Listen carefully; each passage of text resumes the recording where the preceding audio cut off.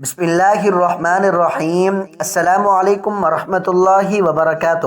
احادیث کی روح سے جب قیامت کی ساری نشانیاں پوری ہو جائیں گی تو قیامت شروع ہو جائے گی اور قیامت کی ابتدا سور پھونکنے سے ہوگی۔ اس کام پر اللہ تعالیٰ نے حضرت اسرافیل علیہ السلام کو مامور کیا ہوا ہے۔ وہ اللہ تعالیٰ کے حکم سے سور پھونکیں گے۔ یہ سور پھونکنا 2 مرتبہ ہوگا۔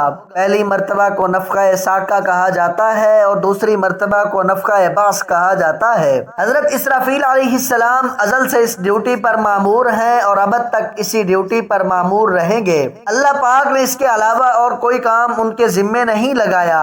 سور ایک سینگ کی شکل کی کوئی چیز ہے۔ سور کے پھونکنے کی آواز یک بارگی اچانک ہوگی اور وہ آواز مسلسل بڑھتی رہے گی۔ اس قدر خوفناک آواز ہوگی کہ زمین و آسمان پھٹ کر ٹکڑے ٹکڑے ہو جائیں گے۔ تمام مخلوقات مر جائیں گی اور جو مر چکے ہیں ان کی روحیں بے ہوش ہو جائیں گی۔ اس دنیا پر صرف وہی باقی رہے گا جس کو اللہ پاک بچانا چاہیں گے۔ اس سارے منظر کے بعد اللہ تبارک و تعالی فرمائے گا کہ کون ہے جس کی آج بادشاہی قائم ہے۔ دنیا کے جبار اور متکبر لوگ اب کہاں گئے؟ ایک لمبا عرصہ اسی کیفیت میں گزرے گا اور پھر جب اللہ تعالی کو منظور ہوگا کہ تمام مخلوقات کو پھر پیدا کیا جائے تو اللہ پاک حضرت اسرافیل علیہ السلام کو پھر سور پھونکنے کا حکم دیں گے۔ پھر ساری مخلوقات دوبارہ پیدا ہو جائے گی۔ حشر کے میدان میں اکٹھا ہونے کے لیے مردے زندہ ہو جائیں گے۔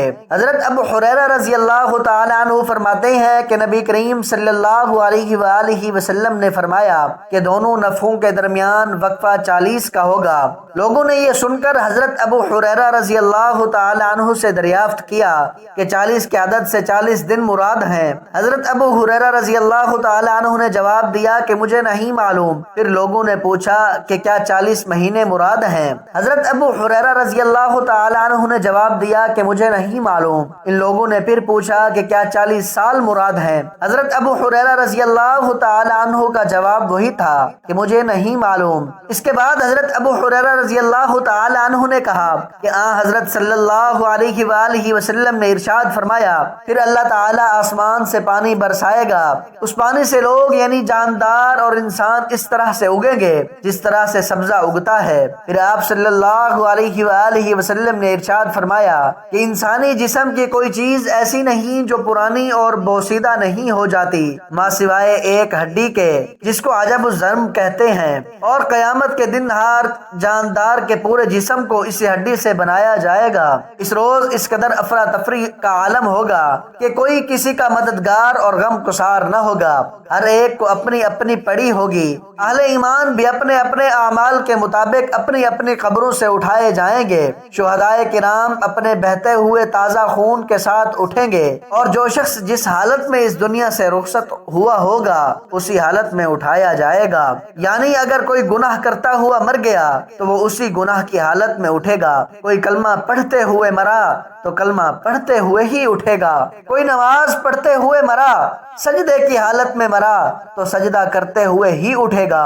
اس طرح سے جب تمام مخلوق دوبارہ سے پیدا کر دی جائے گی تو ہر انسان کے اوپر 2 فرشتے مقرر کر دیے جائیں گے اور وہ 2 فرشتے اس انسان کو میدان محشر میں پہنچا دیں گے۔ حضرت ابوذر رضی اللہ تعالی عنہ بیان کرتے ہیں کہ نبی کریم صلی اللہ علیہ وآلہ وسلم نے فرمایا شام محشر اور پھیلنے کی زمین ہے۔ مناوی نے فتح القدیر میں کہا ہے کہ یعنی وہ جگہ جہاں پر لوگ جمع ہوں گے اور حساب و کتاب ہوگا اور اپنی قبروں سے نکل کر لوگ اس کی طرف دھکیلے جائیں گے۔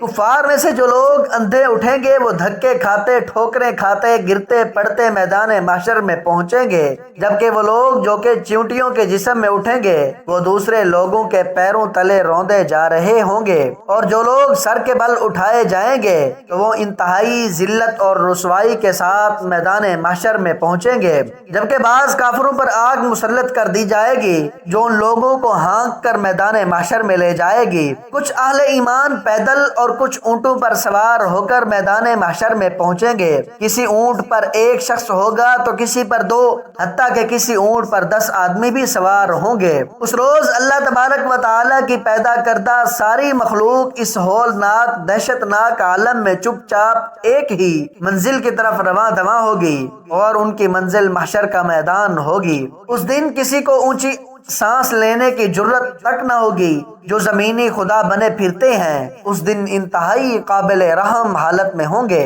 और जो इस दुनिया में जितना मजलूम है उस दिन उतना ही मुतमईन और प्रोटोकॉल में होगा। मगर उस दिन हर आदमी को ये डर होगा और एहसास होगा कि आज मेरे हिसाबो किताब का दिन है और मुझे अपने किए गए हर अमल के लिए जवाबदेह होना होगा। सारी मखलूक के मैदान हशर में इकट्ठा हो जाने के बाद उन्हें आवाज सुनाई देगी कि ऐ मुजरिमो, आज मुमिनों से अलग हो जाओ। उस दिन काफिर और मोमिन लोग अलग अलग ग्रोहों में तकसीम हो जाएंगे। जैसे दुनिया में इम्तिहानात के रिजल्ट के दिन पास और फेल होने वाले लोग अलग अलग ग्रुपों में तकसीम कर दिए जाते हैं, काफिर और मुशरिक लोग जो आज बुतों की पूजा करते हैं और नऊज़ खुदा को गालियां तक देते हैं, उस दिन उन्हें लग पता जाएगा। उस दिन वो अपने उन झूठे खुदाओं को ही पुकारेंगे मगर वो उनकी मदद करने से इनकार कर देंगे और कहेंगे कि हमने तो तुम्हें कभी भी अपने इबादत करने का नहीं कहा था, बल्कि इबादत के लायक तो सिर्फ अल्लाह ताला की जात है। जबकि दूसरी जानिब मुसलमानों को उनके अमाल के मुताबिक अलग अलग ग्रोहों में तक़सीम कर दिया जाएगा। मोहतरम नाजरीन, मैदान हशर में तमाम लोग नंगे पाँव और नंगे बदन होंगे मगर किसी को किसी का होश नहीं होगा। सख्त गर्मी का दिन होगा और सूरज 1 मील के फासिले पर होगा और जमीन तपिश की वजह से तंदूर में तब्दील हो जाएगी। दूर दूर तक साया नजर न आता होगा। सबका प्यास से बुरा हाल होगा। उस वक़्त हौज़े कौसर की याद आएगी। लोग अपने अपने अकायद और आमाल के मुताबिक अपने ही पसीने में डुबकियां लगा रहे होंगे। जो जितना गुनाहगार होगा उतना ही बुरे हाल में होगा। कुछ लोग अपने आमाल के मुताबिक टखनों तक पसीने में डूबे होंगे, जबकि कुछ लोग सीने तक और कुछ लोग पूरे के पूरे ही पसीने के अंदर डुबकियां लगा रहे होंगे। ये कोई चंद घंटों की बात नहीं होगी, बल्कि हशर का ये दिन 50,000 साल पर मुहित होगा। लोग भूख, प्यास और गर्मी की शिद्दत में 50,000 साल तक यूं ही खड़े रहेंगे। जो लोग आज अल्लाह ताला की तरफ से थोड़ी सी आजमाइश आ जाने पर बिलबिला उठते हैं, वो उस दिन क्या करेंगे?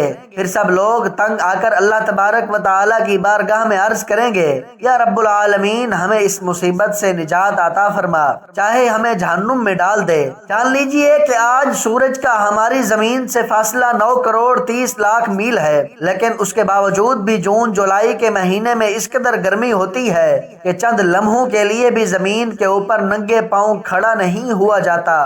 तो जरा सोचिए कि उस रोज सूरज की गर्मी कितनी ज्यादा होगी और 50,000 साल नंगे पांव जमीन पर खड़ा रहना पड़ेगा तो क्या महसूस होगा, और वो भी इंतहाई डर और खौफ के आलम में। लोग मुख्तलिफ अंबिया किराम की खिदमत में हाजिर होंगे और उनसे अपने लिए सिफारिश करने का कहेंगे, लेकिन सब अंबिया किराम का एक ही जवाब होगा कि आज हमारा रब बहुत गजबनाक है, हमें इससे बात करते डर लगता है। हर तरफ से मायूस होकर लोग प्यारे नबी हजरत मोहम्मद सल्लल्लाहु अलैहि वसल्लम की बारगाह में हाजिरी देंगे। अर्ज करेंगे कि आप अल्लाह के प्यारे रसूल और खातमुन नबिय्यीन हैं। आप देख रहे हैं कि हम कितने सालों से ऐसे ही खड़े हैं। आप रब के हुजूर सिफारिश कर दीजिए कि वो हिसाबो किताब का आगाज फरमाएं और हमारे गुनाहों को बख्श दें। तो उस वक्त आप सल्लल्लाहु अलैहि वसल्लम ये इरशाद फरमाएंगे कि आज के दिन सिफारिश के लायक सिर्फ मैं ही हूँ। इस प्यारी बात पर कमेंट सेक्शन में सुभान अल्लाह लिखना तो बनता ही है।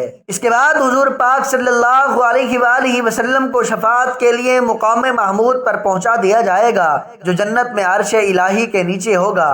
वहां पहुंचकर हुजूर पाक सल्लल्लाहु अलैहि वसल्लम रब के हुजूर सजदे में गिर जाएंगे और अल्लाह तबारक व तआला की हम्द व सना बयान करेंगे। अल्लाह तबारक व तआला जब अपने महबूब को इस तरह गिड़गिड़ाते देखेगा तो उसका दरियाए रहमत जोश में आ जाएगा और अल्लाह अपने प्यारे रसूल से फरमाएगा, ऐ मेरे महबूब, अपने सर को सजदे से उठाओ और सवाल करो, जो आप तलब करेंगे आपको दिया जाएगा, जिसके हक में आप सिफारिश करेंगे उसकी सिफारिश कबूल की जाएगी। मोहतरम नाजरीन, यही शफाअत कुबरा कहलाती है और शफाअत कुबरा की मंजूरी के बाद रसूल पाक सल्लल्लाहु अलैहि वसल्लम मुकाम महमूद से मुकाम हशर में तशरीफ ले आएंगे। तो उस वक्त अल्लाह तबारक व तआला मैदान हशर में नुज़ूल इजलाल फरमाएगा, पूरे जाहो जलाल के साथ जलवा अफरोज होगा।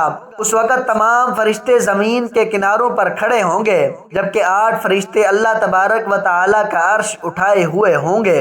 اس وقت اللہ تبارک و تعالیٰ اپنی عظیم الشان عدالت لگائیں گے۔ اللہ تبارک و تعالیٰ فرشتوں کو حکم دے گا کہ تمام لوگوں کو ان کے اعمال نامے تھما دیے جائیں۔ نیک لوگوں کو دائیں ہاتھ میں نامہ اعمال پکڑایا جائے گا اور ان کے چہرے خوشی سے کھل اٹھیں گے۔ ہزاروں سال کے انتظار کے بعد اگر نامہ اعمال دائیں ہاتھ میں پکڑایا جائے تو ان کی خوشی کا کیا ٹھکانہ ہوگا، جبکہ کفار اور مشرکین کے چہرے نامہ اعمال کو بائیں ہاتھ میں پکڑائے جانے کی وجہ سے جو کہ پہلے ہی کالے تھے مزید سیاہ ہو جائیں گے۔ اس نامہ اعمال میں انسان کی چھوٹی سی چھوٹی نیکی یا بدی درج ہوگی اور ہر انسان اس کو مانے گا کہ ہاں یہ نیکی یا بدی میں نے ہی کی ہے۔ جیسے دنیا میں اگر کوئی پاس ہو جائے تو وہ خوشی سے چھلانگے لگاتا ہے اور رزلٹ کارڈ اپنے دوستوں کو اور گھر والوں کو دکھاتا پھرتا ہے، اسی طرح سے اہل ایمان اپنا نامہ اعمال ایک دوسرے کو دکھائیں گے۔ اس خوبصورت اور دل فریب منظر کو اللہ پاک قرآن پاک میں یوں بیان فرماتا ہے،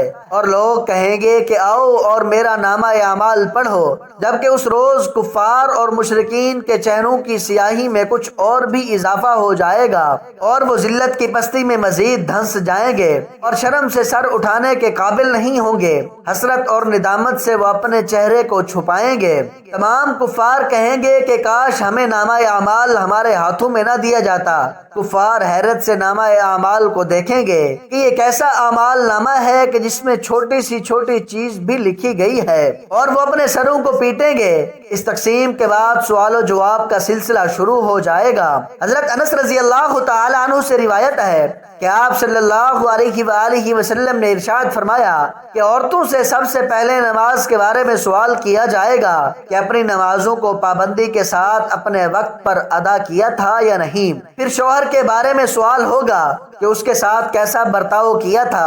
حضور نبی کریم صلی اللہ علیہ وآلہ وسلم نے ارشاد فرمایا کہ قیامت کے دن سب سے پہلا سوال کسی بھی مسلمان سے نماز کے بارے میں کیا جائے گا۔ اگر وہ جواب صحیح دیا تو دوسرے اعمال بھی صحیح نکلیں گے، اور اگر اس کا جواب نہ دے سکا تو باقی اعمال میں گڑبڑی ہو جائے گی۔ محترم ناظرین، دیکھا گیا ہے کہ اکثر عورتیں نماز میں کوتاہی کرتی ہیں، خاص طور پر نوعمر لڑکیاں اکثر نماز چھوڑ دیتی ہیں۔ کچھ یہ بہانہ بناتی ہیں کہ بچوں کے پیشاب نے کپڑے ناپاک کر دیے ہیں، مگر افسوس یہ بہانے آپ کو قیامت کے دن بچا نہیں سکیں گے۔ اس لیے عورتوں کو چاہیے کہ نماز کی پابندی کریں، اور والدین کو چاہیے کہ چھوٹی عمر سے ہی بچوں کو نماز پڑھنے کا عادی بنائیں۔ اگر کم عمری میں عادت نہیں پڑی تو پھر بڑی عمر میں مشکل ہے کہ وہ نماز پابندی سے پڑھیں۔ پھر فرائض شرعیہ کے مطابق عورتوں سے شوہر کے حقوق اور ان کی خدمت کے بارے میں بھی سوال ہوگا، یعنی کہ عورتوں کے لیے دو چیزیں بہت اہم ہیں، ایک نماز اور دوسرا اپنے شوہر کی فرما برداری۔ دیکھا گیا ہے کہ بچے ہو جانے کے بعد عورتیں بچوں کو تو وقت دیتی ہیں، توجہ دیتی ہیں، مگر اپنے شوہر کو اہمیت نہیں دیتی،